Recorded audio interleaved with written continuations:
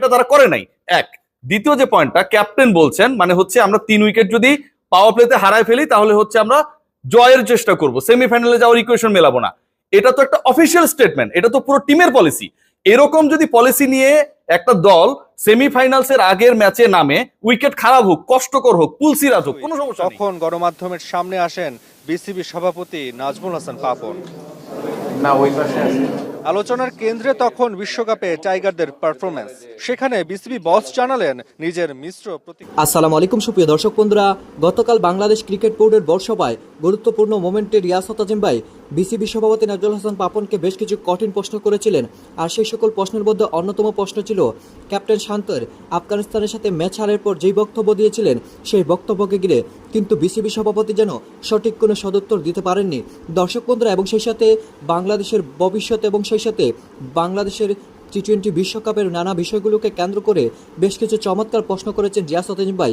এবং সেই সাথে বিসিবি সভাপতি কী উত্তর দিয়েছেন আপনাদের মাঝে সেই সকল তথ্যগুলো তুলে ধরেছি।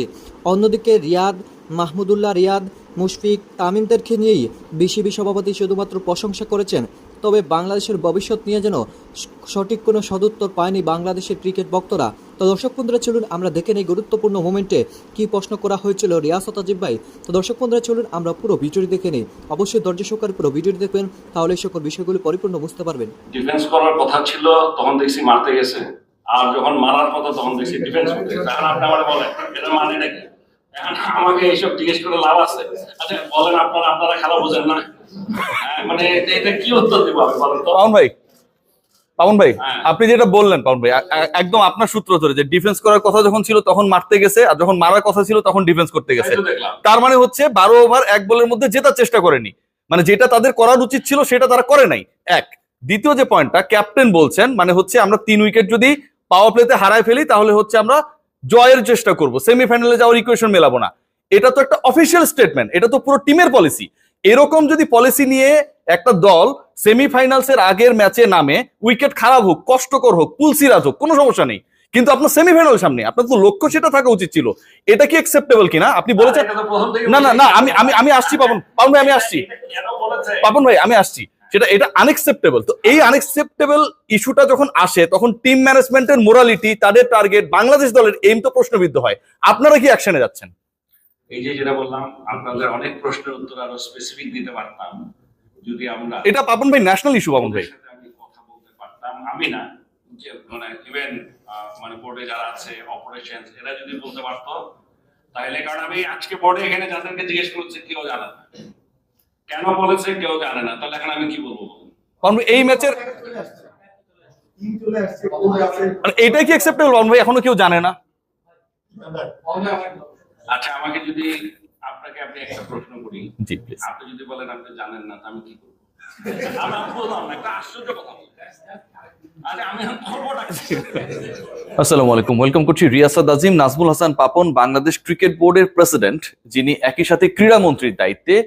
তিনি বাংলাদেশ ক্রিকেট বোর্ডের সভা শেষে যখন ব্রিফ করছিলেন এবং সেই জায়গায় বাংলাদেশের বিশ্বকাপের সফলতা ব্যর্থতা ইস্যুতে আমি প্রশ্ন করার চেষ্টা করেছিলাম, জানানোর চেষ্টা করেছিলাম যে আসলে যেটা একটা ন্যাশনাল ইস্যুতে পরিণত হয়েছে, বাংলাদেশ দলের যেখানটায় লক্ষ্য নির্ধারণ করা দরকার ছিল, যত কঠিন পথ হোক না কেন, উইকেট যত কঠিন হোক না কেন, টার্গেট যত কঠিন হোক না কেন, দুরূহ হোক না কেন, যেহেতু সেমিফাইনালসের একটা ইকুয়েশন আমাদের সামনে রয়েছে, 12 ওভার 1 বলে 115 রান করা যত টাফ হোক না কেন, আমরা সেই লক্ষ্যে যাবার ক্ষেত্রে যখন পাওয়ার প্লেতে 3 উইকেট হারিয়ে ফেলবো, তারপর আমরা লক্ষ্যচ্যুত হয়ে যাব, একটা জয় পেলেই আমরা খুশি, আমরা সেমিফাইনালসের জন্য খেলবো না, এই স্টেটমেন্ট যখন জাতীয় দলের ক্যাপ্টেনের কাছ থেকে আসে, এবং এটা তো টিম ম্যানেজমেন্ট হিসেবে যারা তাদের কাজ করছিলেন সেখানটায় তাদেরই বক্তব্য, ক্যাপ্টেন কথা বলেছেন মিডিয়ায়, যে কারণে ক্যাপ্টেনের কাছ থেকে সেটা এসেছে, এটা কোনোভাবে কি অ্যাকসেপ্টেবল?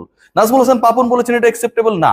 যদি অ্যাকসেপ্টেবল না হয়, আমরা পয়েন্টে আসি, যদি অ্যাকসেপ্টেবল না হয় এরকম একটা বক্তব্য, আনুষ্ঠানিক একটা বক্তব্য, তাহলে বাংলাদেশ দলের যে লক্ষ্য, বাংলাদেশ দল পরিচালনা, বাংলাদেশ দলের গোল সেট করা, এই ডিসিশনস মেকিং গুলোর সাথে যারা জড়িত ছিল তাদের ভূমিকা তো প্রশ্নবিদ্ধ হয়, তাদের যোগ্যতা তো প্রশ্নবিদ্ধ হয়। এবং তাদের ভূমিকা এবং যোগ্যতা যদি প্রশ্নবিদ্ধ হয়, যে মানুষগুলো ওই সময়টায় বাংলাদেশ দলের সাথে অবস্থান করছিল ওয়েস্ট ইন্ডিজে, ইউএসএ তে, তাহলে বাংলাদেশ ক্রিকেট বোর্ড সেই ব্যাপারে অ্যাকশনে যাবেন কিনা? পাপন ভাই বলেছেন জানি না, কারণ তিনি এখন পর্যন্ত বাংলাদেশ ক্রিকেট বোর্ডে তিনি ছাড়া বাকি যারা রয়েছেন, দায়িত্বশীল যারা রয়েছেন, কিংবা ওই সময়টায় ইউএসএ তে কিংবা ওয়েস্ট ইন্ডিজে যারা ইনভলভ ছিলেন পুরো দল পরিচালনার সাথে, তারা এখন পর্যন্ত তাকে কোনো কিছুই জানান নাই। এরপর তিনি আমাকে একটা কাউন্টার প্রশ্ন করেছেন যে দেখেন, আমি যদি আপনাকে একটা কিছু জিজ্ঞেস করি, আপনি যদি না জানেন আপনি কি উত্তর দেবেন। তিনি নাকি জিজ্ঞেস করেছেন, তার আশপাশে যারা ছিল অনেককেই তিনি জিজ্ঞেস করেছেন, জানার চেষ্টা করেছেন। ইভেন আজকে ক্রিকেট বোর্ড সভাপতিও তিনি জানার চেষ্টা করেছে এরকম কেন টার্গেটটা ফিক্সড হলো। বিসিবি প্রেসিডেন্ট নিজেই বলছেন যে লক্ষ্য বা যেই লক্ষ্যকে কেন্দ্র করে বাংলাদেশ দল ওই পার্টিকুলার ম্যাচে আফগানিস্তানের বিপক্ষে নেমেছিল সেটা কোনোভাবে অ্যাকসেপ্টেবল না, তিনি নিজে বলছেন। কিন্তু এই লক্ষ্যটা কে নির্ধারণ করলো, কে টার্গেট ফিক্সড করলো, কে ডিসাইড করলো যে বাংলাদেশ পাওয়ার প্লেতে 3 উইকেট হারিয়ে ফেললে আর সেমির লক্ষ্যে খেলবে না, এই প্রশ্নের উত্তর বাংলাদেশ ক্রিকেট বোর্ডের কেউ জানে না। বিসিবি প্রেসিডেন্ট, ক্রীড়ামন্ত্রী নাজমুল হাসান পাপন জানেন না, তার বোর্ডের অন্য যারা রয়েছেন তারা জানেন না, এবং কোচ ক্যাপ্টেন এই ব্যাপারে এত বড় একটা ঘটনা ঘটে যাবার পরও যারা সংশ্লিষ্ট রয়েছেন তাদের সাথে জানানোর কিংবা যোগাযোগ করার এই ইস্যুতে অন্তত ফিল করেননি গুরুত্ব। খুব অবাক করে না ব্যাপারটা? বাংলাদেশ ক্রিকেটের সবচেয়ে ইন্টারেস্টিং, সবচেয়ে ফ্যাবুলাস একটা হিস্ট্রি হতে পারত বাংলাদেশ যদি সেমিফাইনালসে যেতে পারত। যেই পার্টিকুলার ম্যাচের পুরো 11 সিলেকশন এবং ব্যাটিং অর্ডার নিয়ে প্রশ্ন রয়েছে, সেই ব্যাপারে বাংলাদেশ দল দেশে ফিরে আসার 5 দিন পরেও, বাংলাদেশ দল তাদের ওয়ার্ল্ড কাপে লাস্ট ম্যাচ খেলা 10 দিন পরেও এখনো অফিসিয়ালি কেউ কিছু জানে না।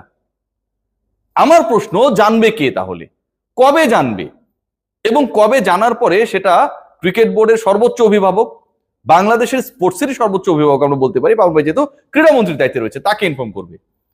এমন একটা অবস্থা, এমন একটা মাইন্ড কাচিপা আমরা যে বাংলা শব্দ ইউজ করি, সেখানটায় বিসিবি প্রেসিডেন্ট বলেছেন যে তিনি যেহেতু এখন অনেক রোলের মধ্যে চলে গেছেন, বিসিবির দায়িত্বে রয়েছেন, মন্ত্রণালয়ের দায়িত্বে রয়েছেন, কারো না কারো হয়ে ভায়া হয়ে তাকে জানতে হয়, এটা ছাড়া তো কোনো ওয়ে নাই। এবং সেই ভায়া হয়ে জানার ক্ষেত্রে যাদের উপর তিনি নির্ভরশীল, যারা তাকে জানাবে, কেউই তাকে জানাচ্ছেন না, তারাও জানে না। বাংলাদেশের ক্রিকেটে এত বড় ঘটনা ঘটে যাচ্ছে, কেউ জানে না। আমরা কি আমাদের ক্রিকেটটাকে খুব তুচ্ছ তাচ্ছিল্য করছি? জরুরি সভা, উপস্থিত বিসিবির সভাপতি সহ বেশ কয়েকজন প্রভাবশালী পরিচালকও। দুপুর 3টার মিটিং গিয়ে শুরু হয় বিকেল 4টায়। প্রায় 4 ঘন্টা ধরে চলা ম্যারাথন সভা শেষে ঘড়ির কাঁটা যখন প্রায় রাত 8টা ছুঁই ছুঁই, তখন গণমাধ্যমের সামনে আসেন বিসিবি সভাপতি নাজমুল হাসান পাপন। আলোচনার কেন্দ্রে তখন বিশ্বকাপে টাইগারদের পারফরমেন্স। সেখানে বিসিবি বস জানালেন নিজের মিশ্র প্রতিক্রিয়ার কথা। তাছাড়া দলে থাকা সিনিয়র ক্রিকেটারদের দায়িত্ববোধ নিয়েও প্রশ্ন তোলেন ক্রিকেট বোর্ড প্রধান। আর সুপার 8-এ আফগানিস্তানের বিপক্ষে সেমিফাইনালের সমীকরণ না মেলানোর অনিচ্ছার ব্যাপারটি নিয়ে ক্রিকেটারদের সমালোচনা করেন বিসিবি প্রধান। রিশাদের খেলা, তৌহিদ হৃদয়, ইভেন তানজিম সাকিব, এদের খেলা আমাদের চোখে পড়েছে, এদের খেলা দেখে আমাদের ভালো লেগেছে। তো সেদিক দিয়ে বলতে গেলে ওরা যে ভালো খেলেছে সেই এক্সপেকটেশন আমি করি নাই, কিন্তু করেছে সেই জন্য ভালো লেগেছে। সাকিব আল হাসান, মাহমুদুল্লাহ রিয়াদ, ওদের কাছ থেকে যে এক্সপেকটেশনটা ছিল, আর ওরা তো আর সব ম্যাচ ভালো খেলবে না, কিন্তু কিছু ম্যাচ ওরা আমাদেরকে যেরকম ভাবে আমরা ওদের কাছে এক্সপেক্ট করেছিলাম সেই ধরনের এক্সপেকটেশন এটা আমরা হয়নি। আলোচিত কোচ চন্ডিকা হাতুরু সিংহের মেয়াদ শেষ হবে আসছে বছর ফেব্রুয়ারিতে। তাকে নিয়ে বিসিবির পরিকল্পনা কি সেটাও পরিষ্কার করে না বললেও হাতুরুর বিদায়ের ইঙ্গিত ছিল বোর্ড প্রধানের কথায়। কোচিং প্যানেল নিয়ে আপনাদেরকে এইটুকু বলতে পারি, আমরা যেটা বলেছি, মোশতাক ওর সাথে আমরা we are ready to extend, এই সিদ্ধান্তটা হয়ে গেছে। এবং সে সাথে এই সকল প্রশ্নের উত্তরগুলো শুনে অবশ্যই বুঝতে পেরেছেন গতকালকে বিসিবির বোর্ড সভায় যেন বাংলাদেশের ক্রিকেট ভক্তরা সঠিক কোনো সমাধান পায়নি। তবে রিয়াসত আজিম ভাই যে সকল প্রশ্নগুলো করেছিলেন সেই সকল প্রশ্নগুলো অত্যন্ত চমৎকার ছিল, এবং সেই সাথে বিসিবি সভাপতি নাজমুল হাসান পাপন সেই সকল প্রশ্নের উত্তর দিতে গিয়ে যেন খেয়ে হারিয়েছিলেন। তো দর্শক বন্ধুরা, তবে শেষ পর্যন্ত কি সিদ্ধান্ত নিবে বিসিবি তা এখনও যেন অপেক্ষার পালা রয়ে গিয়েছে। তো দর্শক বন্ধুরা, আপনারা পুরো ভিডিও দেখে এবং সেই সাথে এই সকল বিষয়গুলো জেনে আপনারা কি বুঝতে পেরেছেন? তবে কি শেষ পর্যন্ত শান্ত হাতুরুকে বাদ দিয়ে তামিমদেরকে ফিরিয়ে আনিয়ে বাংলাদেশকে এগিয়ে নিতে পারবে? তো দর্শক বন্ধুরা, আপনারা পুরো ভিডিও দেখে এই সকল বিষয়গুলো জেনে আপনাদের কি মতামত অবশ্যই কমেন্ট করে জানিয়ে দিবেন। তো দর্শক বন্ধুরা, ভালো থাকুন, সুস্থ থাকুন। আল্লাহ হাফিজ, আসসালামু আলাইকুম ওয়া রাহমাতুল্লাহি ওয়া বারাকাতুহু।